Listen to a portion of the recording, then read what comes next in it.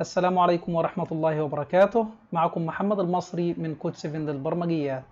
إن شاء الله النهاردة هنتعلم حل جميع مشاكل برنامج مايكروسوفت أكسس للمبرمجين وللمستخدمين العاديين. جميع المشاكل اللي ممكن تواجهك في حياتك في برنامج الأكسس هتلاقي حلها في هذا الفيديو. إن شاء الله الفيديو ده يكون مرجع كامل لجميع مستخدمي الأكسس حول العالم. هنعرض في هذا الفيديو جميع المشاكل اللي ممكن تقابلك مع تطبيق عملي على كل مشكلة. عندنا مشكلة تشغيل الملف على جهاز آخر، ازاي تنقل ملفك على جهاز آخر واشتغل بدون أي مشاكل. ايه المشاكل اللي ممكن تواجهك لما تنقل البرنامج على جهاز آخر. أيضا مشكلة عدم تشغيل أو فتح ملف الأكسس. ملف الأكسس لما ما يرضاش يشتغل معك أو ما يرضاش يفتح معك، ايه السبب؟ وهنعمل الكلام ده عملي، تطبيق عملي. مشكلة عدم إغلاق الأكسس بشكل كامل، خطأ دالة الدي فيرست والدي لاست، طريقة إزالة كلمة المرور من ملف وأيضا عمل كلمة مرور لملف، عدم تشغيل الأكواد أو طريقة تفعيل الماكرو، مشكلة اللغة العربية في البرمجة، صعوبة التعامل مع الأكسس لأول مرة، والمشكلة الكبرى مشكلة الملف تالف. وعندنا النهاردة تطبيق عملي إن شاء الله على ملف تالف، هنعيد إصلاح هذا الملف بشكل تطبيقي، بشكل عملي، بشكل فعلي. هتستفاد إن شاء الله النهاردة استفادة كبيرة جدا من الفيديو ده، لأنه خلاصة خبرة سنين أنا جمعتها في فيديو واحد علشان أقدمها لحضراتكم لوجه الله تعالى. فرجاء لا تنسونا من دعائكم، ولا تنسوا الإعجاب بالفيديو والاشتراك في القناة وتفعيل زر الجرس حتى يصلكم كل ما هو جديد في عالم برمجة الأكسس. ويلا بينا نبدأ الشغل على بركة الله. عندنا ملف تالف، كود 7 تالف. هنشوف دلوقتي الملف تالف ازاي. اعطاني error accessing file، يعني البرنامج مش قادر يفتح الملف ده، وجايب لي رسالة من مايكروسوفت فيجوال بيزك فور ابلكيشنز. طيب الملف ده بيقول ان في طبعا دي مشكلة كبيرة، تلف ملف الاكواد في برنامج الاكسس. طبعا ان شاء الله النهاردة هنحل المشكلة دي حل عملي حاليا بمشيئة الله. رجاء إذا استفدت من الفيديو ده برجاء عمل إعجاب للفيديو ومشاركة هذا الفيديو لكي يستفيد الجميع بهذه الطرق الحصرية في حل برمجة الأكسس. تعالوا دلوقتي نشوف هنحل المشكلة دي ازاي. طبعا في مشكلة، البرنامج بيفتح لي على الأكواد ومش هتعرف تقفل البرنامج خالص زي ما حضراتكم شايفين. طبعا ده برنامج مع عميل عندي، والبرنامج يعني شايفين مش هتعرف تقفل البرنامج، لازم تغلق البرنامج من تحت كده. تعالوا دلوقتي نشوف طريقة الحل. لو انا دخلت بالشيفت على البرنامج هيفتح معايا البرنامج، ولكن لو دخلت على اي فورم من الفورم الموجودة عندي هيبدأ يعطيني رسائل خطأ. شايفين طبعا البرنامج كده كأنه يعني ضارب، مفيش فيه اي حاجة. شايفين عمال يعطي مشاكل ومش هنعرف نفتح اي حاجة في البرنامج. طيب باختصار حل المشكلة دي ايه؟ حل المشكلة ان الفيجوال بيزك، يعني تعالوا نشوف هنا جاي المشكلة منين، من مايكروسوفت فيجوال بيزك. طيب اي ملف قاعدة بيانات بيبقى منقسم لجزئين بداخله، جزء خاص بالجداول والفورم والنماذج والكلام ده كله، وجزء خاص بملف البرمجة النصي. ملف البرمجة النصي ده ممكن يكون فيه مشكلة. طيب عايزين نصلح المشكلة دي، هنصلحها ازاي؟ هقول لكم حاليا هنصلحها ازاي. هنقفل طبعا هنا، هنقفل كده البرنامج بالطريقة دي. هننشئ قاعدة بيانات اكسس جديدة، وبالتالي البرنامج تلقائيا بينشئ معاها ملف اكواد صحيح. طيب وهنفتح قاعدة بيانات الاكسس الجديدة دي ونعمل استيراد. تعالوا نشتغل على النسخة العربي علشان الناس اللي عندهم نسخة عربية. خلينا نسمي دي النسخة. طيب تعالوا نفتح النسخة السليمة دي ونفتحها. تعالوا نفتح النسخة السليمة دي بالبرنامج العربي علشان الناس كلها تستفيد معانا.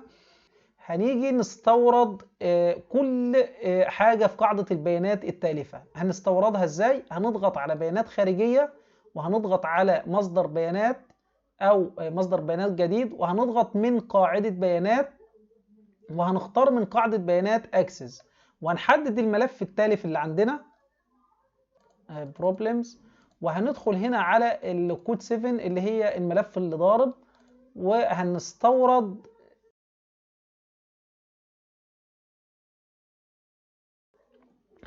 هنا جميع الجداول. هنعمل تحديد الكل، ونيجي على الاستعلامات نعمل تحديد الكل، وعلى النماذج نعمل تحديد الكل، التقارير نعمل تحديد الكل، وحدات الماكرو تحديد الكل، الوحدات النمطية تحديد الكل، ونضغط موافق.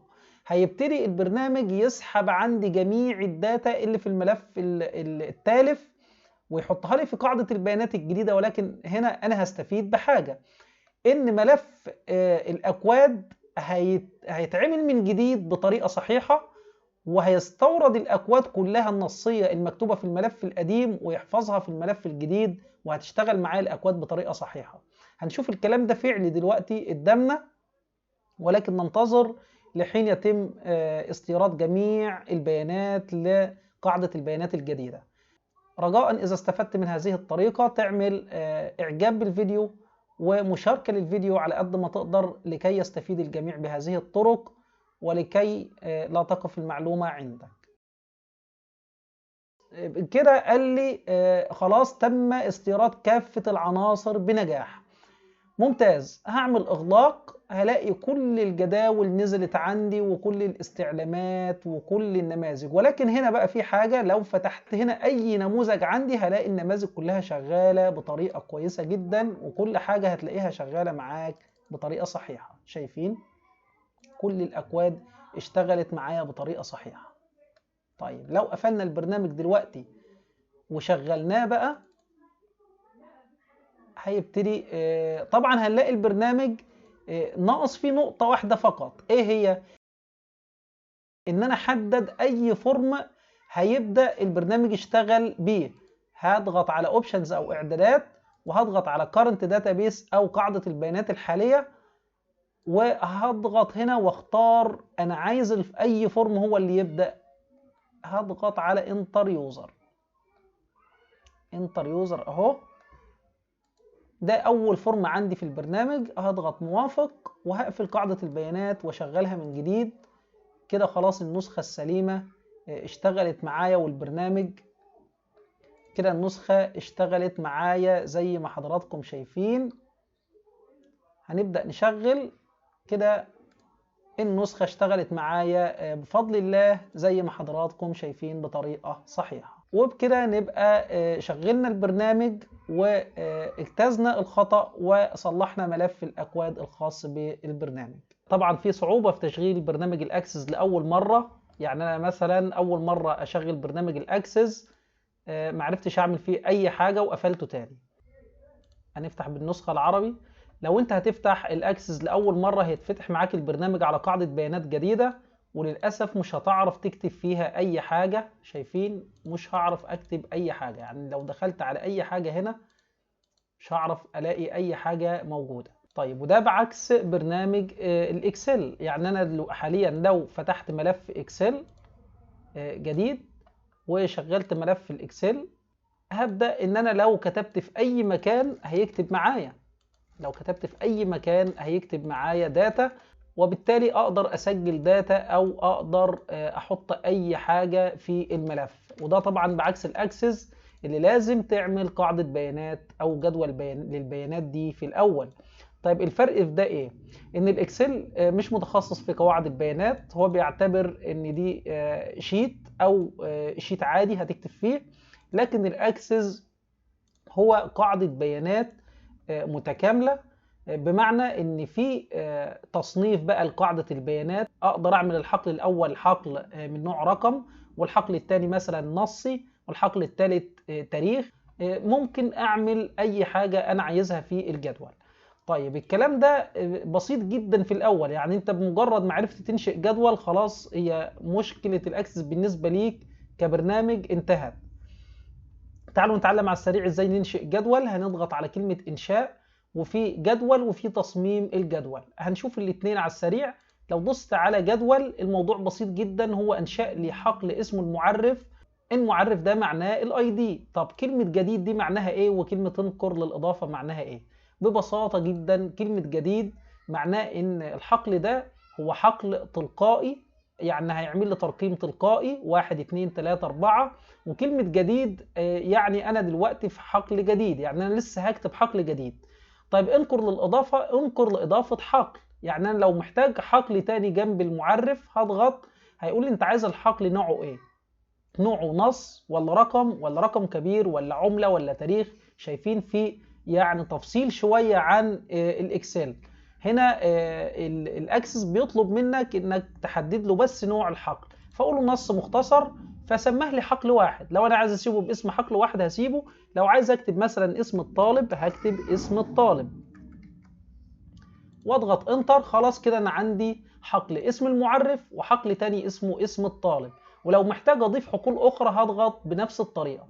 طيب ادخل اسماء. لاحظوا بقى كلمة جديد هتتحول دلوقتي لرقم لو كتبت اي اسم هنا. يعني لو كتبت مثلا محمد بدأ كتب لي واحد، لو جيت ضغطت هنا واكتب احمد هيكتب لي 2، اكتب سيد هيكتب لي 3. وبالتالي ده حقل اسمه ترقيم تلقائي، وكلمة جديد معناها انت الآن في سطر جديد. طيب يبقى أنا دلوقتي ده عندي الجدول أهو. ممتاز. أقدر أغير اسم الجدول؟ طبعا أقدر أغير اسم الجدول. أضغط عليه وأضغط على كليك يمين عليه وأضغط على إعادة تسمية. هيقول لي لا يمكن إعادة تسمية عنصر أثناء فتحه. هقول له موافق وهقفل الجدول الأول. هيقول لي هل تريد حفظ التغيرات في تصميم الجدول واحد؟ هقول له نعم. قال لي طب سميه. طيب هنسمي الجدول مثلا أسماء الطلاب، وهضغط موافق. كده أنا بقى عندي جدول اسمه أسماء الطلاب، أقدر أفتحه وأكتب فيه الآن اللي أنا عايزه. شايفين الموضوع بسيط جدا. وابدا بعد كده اعمل نماذج واعمل استعلامات واعمل كل الاشياء الجميله اللي في الاكسس اللي انا محتاجها. طيب اقدر اعمل جدول تاني بنفس الطريقه. ممكن انشئ جدول تاني، ولكن المره دي هنشئ بتصميم الجدول. تصميم الجدول بالشكل ده باختصار جدا يا جماعه، كل سطر من السطور دي بيعبر عن عمود. العمود الاول هسمي اسم الحقل مثلا المعرف او الاي دي، ونوع البيانات اللي فيه هتبقى نص مختصر. لا، هقول له خليه ترقيم تلقائي. اقول له خليه ترقيم تلقائي، يعني رقم مع نفسك 1 2 3 4 بشكل تلقائي. وبعد كده هكتب اسم المدرس مثلا، وهنا هخليه نص مختصر لان انا محتاج اسم المدرس يكون نص. لو محتاج اغيره نص طويل اخليه نص طويل. طيب دلوقتي هخليه نص مختصر، وهكتب بعد كده مثلا التخصص، وهخليه برضو نص مختصر، وهعمل مثلا تاريخ الميلاد، وهنا هختاره تاريخ او وقت. بكده خلاص انا عملت الجدول. هقفل. هيقول لي سيف، هقول له نعم هحفظ. هسميه اسماء المدرسين مثلا، وهضغط موافق. هيقول لي رغم أن المفتاح الأساسي غير مطلوب ينصح بشدة يجب أن يتضمن الجدول مفتاحا أساسيا. أنت عايز تعمل مفتاح أساسي؟ هقول له نعم. هو كده أخذ مفتاح أساسي. لو هنيجي تاني هنا على عرض التصميم هنلاقيه عمل لي على المعرف مفتاح أساسي، لأنه اعتبر المعرف ترقيم تلقائي، وهو عارف أن الترقيم التلقائي ده قيمة لا تتكرر، وبالتالي عمل مفتاح أساسي تلقائي. طيب أنا دلوقتي عندي جدولين. نضغط على الجداول كده، عندي جدولين أقدر أفتح أي جدول فيهم واكتب البيانات اللي أنا محتاجها، بعكس الأول ما كنتش أقدر أعمل أي بيانات. دلوقتي بقى عندي بيانات أقدر إن أنا أعبي فيها زي ما أنا عايز. عرفنا دلوقتي إزاي ننشئ قاعدة بيانات في الأكسس. ولو عايز تتعلم أكتر يا ريت تحضر الحلقة اللي هتظهر قدام حضرتك الآن، وهي إنشاء أو تصميم برنامج كامل قاعدة بيانات باستخدام الأكسس. ودلوقتي ننتقل للمشكلة الثانية، وهي مشكلة اللغة العربية في البرمجة. وعلشان نفهم الكلام ده كويس هننشئ قاعدة بيانات اكسس جديدة هنسميها مثلا HH، وهنفتح قاعدة البيانات دي ونعمل انشاء لفورم او نموذج، وهننشئ زر ونحط على الزر ده نعمل كانسل، ونحط على الزر ده امر معين. تعالوا بس نفتح الاول نسيف، ده فورم 1. لو جينا فتحنا كده ده زر اهو. لو انا عايز احط امر معين على الزر ده هقف على الكوماند بوتون كده، وهقف على كلمة ايفنت، وهختار في حدث الاون كليك او عند النقر، وهضغط كود بيلدر، وهضغط احط امر معين وهو مثلا المسج بوكس. هقول له يظهر لي مسج بوكس، اضغط كنترول مسطره، هيكتب لي الاسم بطريقه صحيحه، وهعمل دبل كوت وهكتب بينهم اي حاجه فيها لغه عربيه علشان بس نشوف دلوقتي الرسائل اللي هتيجي باللغه العربيه. هقول مثلا مرحبا بكم. تعالوا نشوف دلوقتي لو سيفنا وفتحنا وضغطنا، شايفين جاب لي اللغة ازاي؟ جايب لي اللغة العربية بطريقة مختلفة جدا. طبعا علشان نحل المشكلة دي انا دلوقتي اضطريت ان انا ارجع اللغة الادارية كلغة انجليزية علشان تبقى الطبيعي بتاع الويندوز، علشان ابين لحضراتكم المشكلة هتبقى فين بالظبط. تعالوا دلوقتي نشوف المشكلة فين. هنضغط على الاعدادات الخاصة بالويندوز الخاص بينا، ندخل على السيتنجز او الاعدادات، هندخل على التايم واللانجوج او اعدادات اللغه والوقت، وهندخل على اعدادات اللغه اللانجوج، وهنضغط على administrative language settings او اعدادات اللغه الاداريه. الكلام ده للناس اللي عندهم ويندوز انجليزي، لان تلقائي بتبقى اللغه الاداريه هي لغه انجليزيه، وبالتالي الناس اللي عندهم الويندوز لغه عربيه احتمال كبير يلاقوا اللغه الاداريه هي لغه عربيه.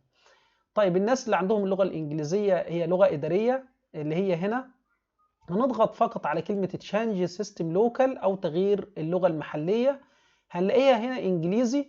هنختار أي لغة عربية، أي دولة عربية من الدول العربية، المهم تكون اللغة Arabic، ولنفرض Arabic جوردن، وهنضغط موافق. هيطلب مني ريستارت، هعمل ريستارت وهبين لحضراتكم إن اللغة العربية تمت بنجاح. دلوقتي بعد ما عملنا ريستارت تعالوا نشوف اللغة العربية في كلغة إدارية. نضغط على اللغة العربية، تعالوا نشوف اللغة الإدارية اتحولت لأرابيك جوردن. والآن احنا دلوقتي اللغة عربية كلغة إدارية مش لغة الويندوز، يعني لو تلاحظوا لغة الويندوز حاليا لسه إنجليزي، فمش لغة الويندوز، ما تقلقوش. طيب تعالوا دلوقتي نفتح الملف اللي كنا فاتحينه، ونفتح الفورم ونضغط على الزر. قال لي مرحبا بكم. ممتاز، اللغة تحولت في البرمجة إلى اللغة العربية، وبالشكل ده احنا حلينا مشكلة اللغة العربية في البرمجة، ودي كانت تاني مشكلة. ثالث مشكلة معانا هي مشكلة تشغيل الملف على جهاز آخر. معظم الناس بيحصل معاها إنها لما بتعطي برنامج للعميل، البرنامج بيحصل فيه مشكلة على جهاز العميل، ودي طبعا مشكلة كبيرة جدا. هنقول دلوقتي سبب حل المشكلة دي. هي مشكلتين مش مشكلة واحدة. أول مشكلة هي تحميل الملفات عن طريق الإنترنت، والمشكلة دي هنعرضها برضو في الفيديو ده إن شاء الله. ولكن المشكلة الأساسية اللي هي المشكلة الثانية، وهي اختلاف إصدارات الأوفيس. الأوفيس طبعا احنا عارفين إنه نازل بإصدارات مختلفة، ولا أقصد إصدارات 2010 2016 أو 365 أو 2019 أو 2021.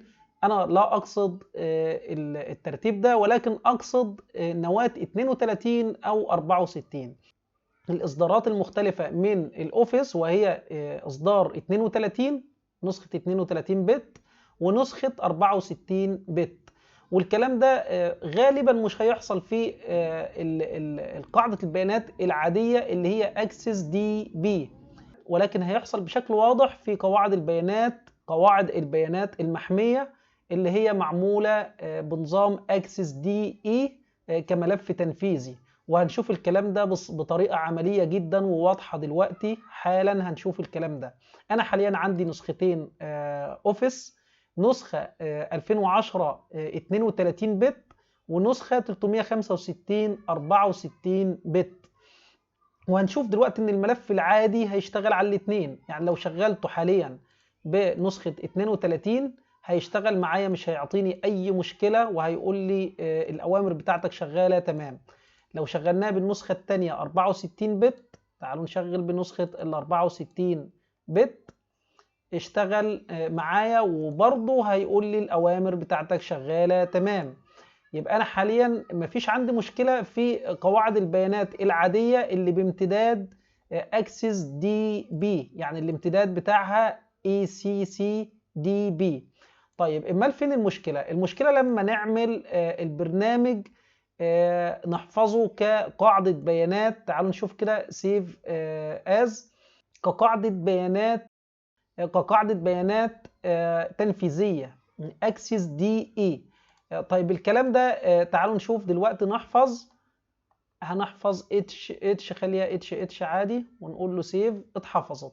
طيب انا حفظت دلوقتي وانا على نسخة ال 32. اذا الملف الجديد اللي هو اكسس دي اي، نلاحظ كويس جدا لو انا كنت انشأته وانا بداخل نسخة 32 يبقى الملف الجديد ده مش هيشتغل غير على نسخة 32. طب تعالوا نشوف تجربة عملية.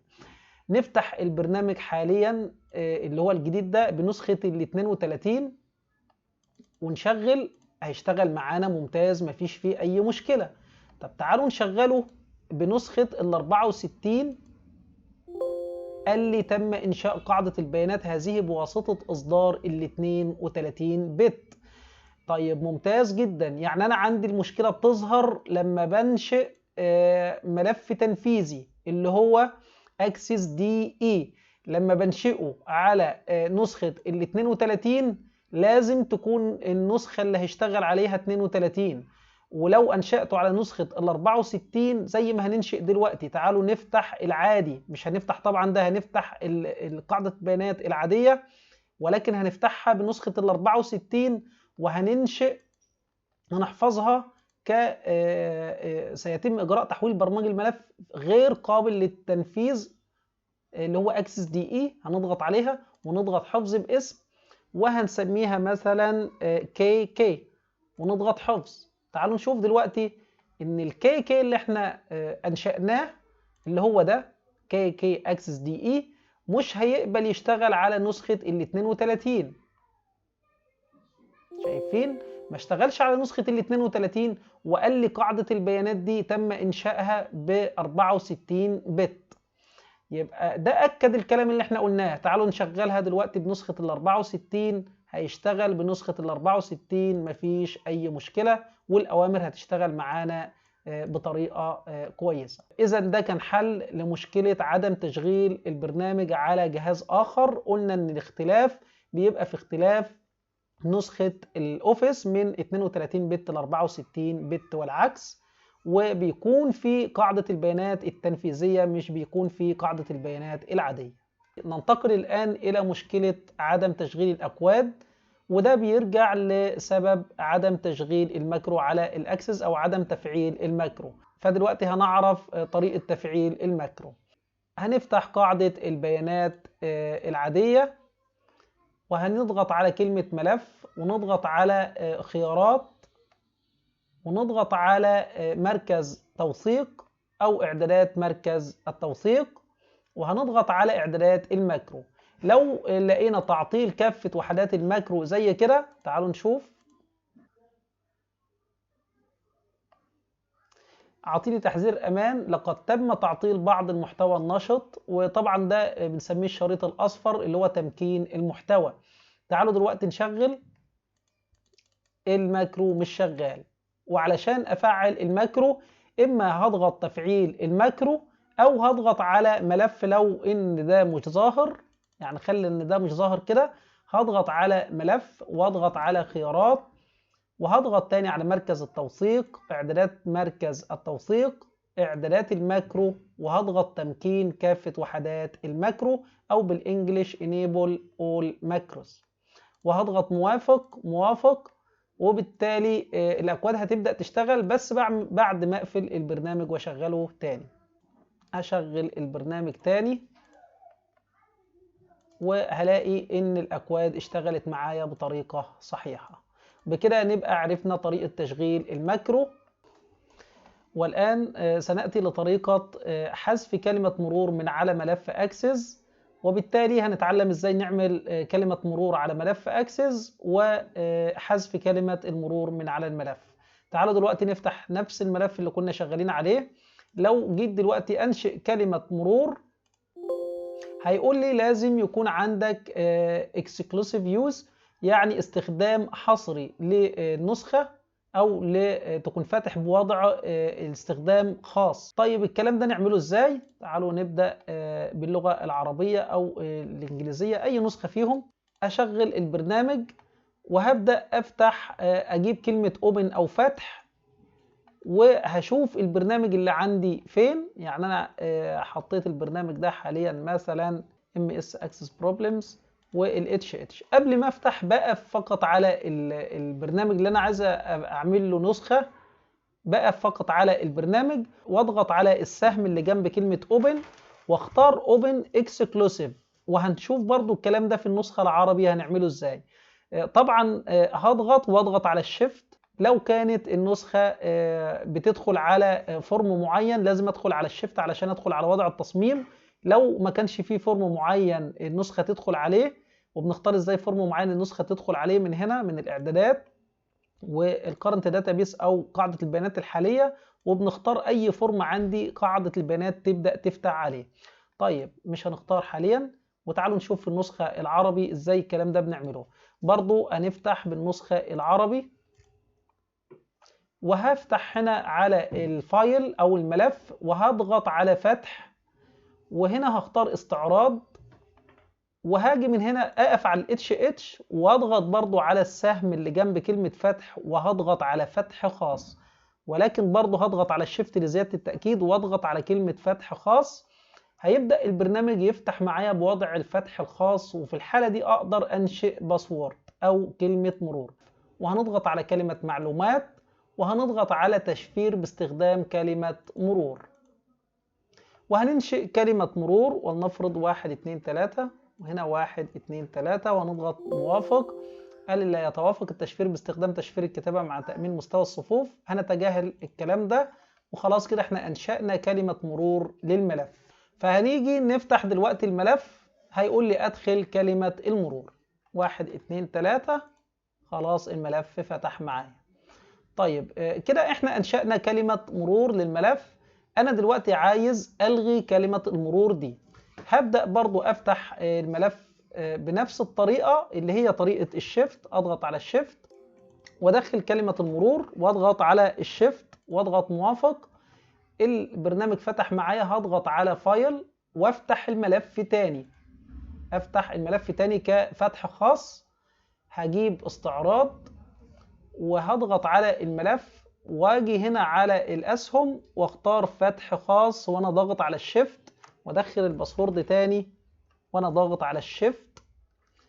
كده فتح معايا. ابدا اضغط على كلمه فايل واضغط على معلومات واضغط على تشفير قاعده البيانات مره تانية وادخل كلمه المرور. كده التشفير هيشتغل من على قاعده البيانات.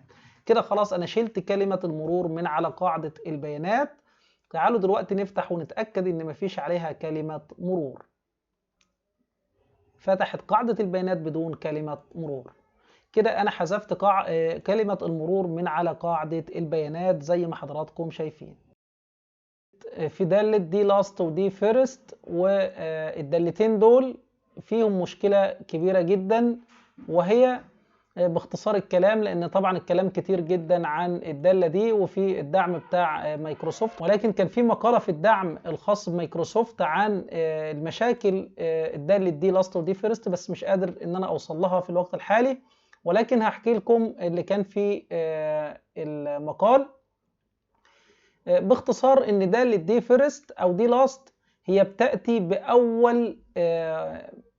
بأول سجل مسجل فعليا على الهارد كفيزيكال داتا، مش كبيانات عادية، كفيزيكال داتا. يعني الهارد لما بيجي يخزن الداتا بداخله بيحط الداتا في مش شرط تكون ورا بعضها، يعني بيحطها في أماكن فارغة بحسب تقسيمة معينة على حسب تقسيم البيانات على الهارد. يعني في طريقة ده اللي دي فيرست فعليا بتجيب المكان، أول مكان فيه الداتا من الجدول، أول داتا اتكتبت على الهارد. والدي لاست بتجيب آخر مكان اتكتبت فيه الداتا، وبالتالي ممكن يكون كان مكان فارغ في الوسط اتكتبت فيه بعض الداتا ولكنها آخر داتا. لاحظوا ان ممكن تكون آخر داتا اتكتبت في المنتصف، ما اتكتبتش في الآخر، فبالتالي هيجيب لك على ان آخر داتا مش هيجيب الداتا دي، لا هينزل يجيب آخر داتا فعليا في الفيزيكال أو الجزء المادي فعلا في الهارد. اللي الكلام كبير، ولكن باختصار انت ممكن تستغني خالص عن دالة دي فيرست ودي لاست بانك تستخدم دي ماكس ودي من، دي مينيمم ودي ماكسيمم. طبعا الدالتين دي من ودي ماكس هم اللي بيجيبوا القيمة الصحيحة، ولكن هتستخدمهم مع ارقام وليس مع نصوص. طيب لو انت محتاج تجيب اخر نص في حقل نصي، هتشوف آخر رقم يعني في الحقل اللي جنبه مثلا يكون رقمي، حقل رقمي، تستخدم مع دي ماكس وتجيب آخر رقم، وبعد كده تقول له هات لي الحقل النصي بدالة الدي لوك اب. بعد كده تقول له هات لي مثلا الاسم الفلاني اللي الاي دي بتاعه كذا، يعني بشرط ان يكون الاي دي بتاعه كذا، ده انت جبته بدالة دي ماكس. الطريقة يعني سهلة شوية انك تستخدم الاول دي ماكس وبعد كده تستخدم الدي دي لوك اب. الكلام ده انا شرحه في فيديو كان عندي اسمه احترف البرمجة، اسمه احترف البرمجة، معلومات هامة في برمجة الاكسس. تقدر تبحث عنه في القناة عندي، تبحث بكلمة احترف البرمجة هتلاقي الفيديو ظهر معاك. انا شرحت الموضوع ده يعني واستفدت فيه لان كان عندي ملف كان فيه مشكلة. هتلاقي برضو ناس اتكلمت في الموضوع ده على الانترنت، why I never use the first او last function in Microsoft Access. الكلام ده ناس كتير شرحها على الانترنت. باختصار ما تستخدمش الدي فيرست ولا الدي لاست، ولكن استخدم الدي مينيمم والدي ماكسيمم. مشكلة عدم إغلاق الأكسس بالكامل ويظل الأكسس فاتح في الخلفية بهذا الشكل. هنشوف دلوقتي حل المشكلة دي إيه. وطبعا لو انتظرنا لفترة طويلة الأكسس مش هيقفل، هيفضل فاتح بالشكل اللي حضراتكم شايفينه. حتى لو فتحنا أي حاجة تاني نفس الطريقة الأكسس هيفضل فاتح في الخلفية. هنعرف دلوقتي ازاي نقفل الاكسس بالشكل ده. هنيجي على شريط المهام ونضغط ونختار تاسك مانجر او مدير المهام. هنلاقي الاكسس مفتوح في الخلفية زي ما حضراتكم شايفين مايكروسوفت اكسس. طب لو مش ظاهر وظهر معايا حاجة زي كده، بضغط على العمليات او البروجرس، بتظهر معايا جميع العمليات اللي شغالة. بضغط على المايكروسوفت اكسس، لو ما لقيتوش طبعا بنزل ادور عليه تحت. لما اوصل لمايكروسوفت اكسس واضغط اند تاسك، خلاص الاكسس اختفى. تمام، وبكده يبقى حلينا هذه المشكلة. هنأتي دلوقتي لمشكلة عدم تشغيل او فتح ملف الاكسس، ودي بتكون لها اسباب طبعا. هنشوف السبب ايه، وهنشوف دلوقتي ممكن ايه يكون سبب المشكلة دي. زرار الخروج، ولنفرض ان ده زرار خروج من البرنامج. الزر ده هيكون فيه امر الخروج دو سي ام دي دوت كلوز. الامر ده خروج من الفورم فقط. تعالوا نشوف كده، لو دوسنا خروج خرج من الفورم او النموذج فقط، لو دوسنا كده خرج من النموذج فقط. طيب انا هعمل حاليا اخلي ده منبثق يس واخليه هنا يس. طيب تعالوا نشوف يعني ايه منبثق. اهو هيخرج بالشكل ده. لو انا حاليا خرج من النموذج فقط. تعالوا نفتح بالنسخة العربي. open with. لو انا جيت هنا على النموذج طريقة عرض التصميم هلاقي ان في هنا في غير ذلك في منبثق هنخليها نعم، وشكلي او مشروط هنخليها نعم علشان يظهر بالشكل ده، علشان ينبثق بالشكل ده. طب ليه انا بعمله منبثق؟ علشان انا محتاج ان انا اخفي الاكسس. يعني في بعض الاحيان من الشكل الجمالي ان الناس بتحتاج تخفي الاكسس. طيب تعالوا نعدل كده شوية تعديلات. هنيجي على الكل او تنسيق في الاول، محدد السجلات هنعملها لا، وهنعمل ازرار التنقل لا. تعالوا كده نشوف، هيجي بالشكل اللي حضراتكم شايفينه ده. زر الخروج هنا هعمل نعم. زر الخروج هنا هيخرج من الفورم، ولكن انا محتاج ان انا اخفي الاكسس بالكامل، فهحط كود الاخفاء للاكسس. وكود الاخفاء للاكسس موجود في الفيديو اللي ذكرته من قبل، وهو تصميم قاعدة بيانات على اكسس دورة كاملة في فيديو واحد. تقدر حضرتك تحمل ملف الاكواد منه هنا. وهبدأ اعمل انتر بعد كده، وهحط الاكواد الخاصة بموديول الاخفاء. وده موديول اخفاء الاكسس، ده موجود في الفيديو اللي انا ذكرته، ولكن هنستدعيه. هاجي هنا في الفورم، هاجي هنا على النموذج، وهختار في عند التحميل هحط الكود الخاص باخفاء الاكسس. ده طبعا علشان يشتغل معاك لازم تكون الاكواد دي موجودة عندك في الفورم او النموذج اللي عندك. طيب هبدأ دلوقتي اعمل عملية حفظ، وهوري لحضراتكم المشكلة فين دلوقتي. انا دلوقتي لو شغلت الاكسس اختفى، ولكن الفورم هو اللي ظاهر فقط. يعني شايفين الفورم فقط هو اللي ظاهر، والاكسس نفسه مختفي. طيب فين برنامج الاكسس؟ اختفى. انا حاليا حاطط في زر الخروج امر خروج من النموذج فقط، وليس امر خروج من برنامج الاكسس. فبالتالي لو خرجت كده برنامج الاكسس شغال في الخلفية ولكنه مخفي، وانا خرجت من النموذج فقط. طيب في الحالة دي اقفل برنامج الاكسس ازاي؟ اوريكم الاول ان طبعا الملف مش هيشتغل حاليا لو جيت اشغل الملف، شايفين انا عمال اضغط على الملف مش عايز يشتغل، الملف مش شغال. يعني انا عمال اضغط فعليا على الملف مش عايز يشتغل. طيب اهو هنضغط اوبن كمان، مش هيشتغل.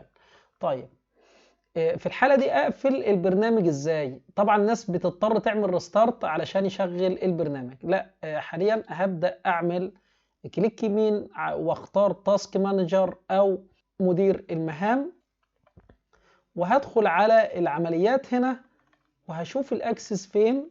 لقيت الاكسس اهو، هقفل العمليات الخاصة بالاكسس، وبكده لو جيت شغلت هيشتغل معايا الملف.